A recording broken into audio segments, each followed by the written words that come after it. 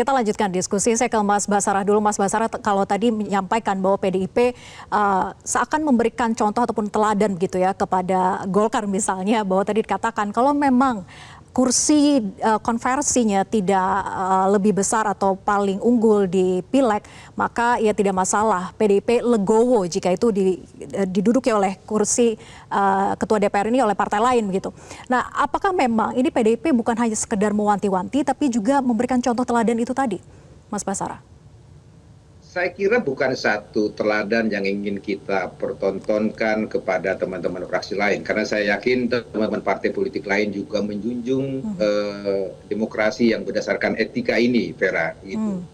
Bagi PDI Perjuangan, berpolitik itu juga harus taat asas, terutama asas-asas bernegara kita. Asas bernegara kita kan salah satunya kita bersepakat membangun sistem demokrasi yang nomokrasi. Demokrasi yang berdasar atas hukum. Tetapi di atas hukum itu ada etika. Nah, 3 variabel inilah yang selalu kita ingin junjung tinggi. Maka oleh karena itu, kenapa saya harus tegaskan kembali, sambil menunggu keputusan Mahkamah Konstitusi yang bersifat final and binding itu, ketika katakan saja kami harus kembali menelan pil pahit, seperti 2014 menelan pil pahit, menang pemilu karena mengusung Pak Jokowi, lalu kemudian resikonya PDI Perjuangan yang tanggung, Pak Jokowi jadi presiden. Kita tidak punya ketua DPR. Katakanlah misalnya terulang hasil perhitungan suara di PHPU MK, kemudian pemenang pemilu bukan PDI Perjuangan. Nah, jika itu benar-benar terjadi, maka kami tetap akan konsisten memegang teguh demokrasi yang nomokrasi dan berdasarkan etika itu. Saya pastikan PDI Perjuangan tidak akan melakukan langkah-langkah apapun untuk mengutak-ngatik Undang-Undang MD3 di mana ketua DPR dari pemenang pemilu kemudian kita rubah dengan sistem yang lain. Saya kira itu satu moral garansi yang PDI Perjuangan ingin sampaikan kepada masyarakat. Saya kira begitulah kalau kita ingin berbangsa dan bernegara dengan tertib hukum dan tertib sosial yang dapat menjamin kemaslahatan bagi seluruh masyarakat Indonesia. Oke, sikap PDIP tegas, tapi begini, ini kan masih masa transisi, 7 bulan ke depan dinamika politiknya masih sangat cair begitu ya, dinamis. Apakah sebetulnya PDIP sendiri membuka tidak ruang-ruang komunikasi dengan kubu pemerintahan baru nanti Prabowo untuk misalnya membuka peluang untuk berada di dalam koalisi pemerintahan misalnya? Seperti yang Mas Toto tadi sampaikan, Vera, bahwa politik Indonesia itu apalagi pasca Pileg Pilpres ini masih sangat cair dan dinamis.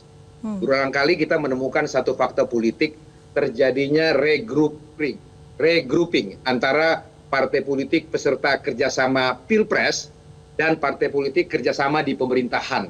Seringkali kerjasama di Pilpres pada saat kampanye, pada saat pemilu presiden itu, begitu selesai, kerjasama politik itu sering ada yang berpisah dan bahkan kemudian bubar, begitu. Baik yang pada satu kubu masuk pada pemerintahan atau sebaliknya. Dan juga kalau bicara dinamika politik yang sangat tinggi, belum tentu partai politik pemenang pemilu presiden ini juga akan utuh sampai masa tanggal 20 Oktober atau setelah itu. Bisa saja dinamika politik yang muncul, terjadi turbulens dan lain sebagainya, partai koalisi yang mendukung di 02 juga akan terjadi konflik atau sebaliknya. Itu satu hal yang biasa di dalam dinamika politik kita.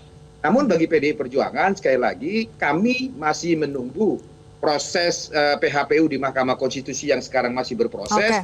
Dan pada posisi legal, pada posisi politik, kita masih menunggu momentum hak angket yang sampai sekarang belum diputuskan oleh Ibu Megawati Soekarno Putri selaku pemegang hak prerogatif.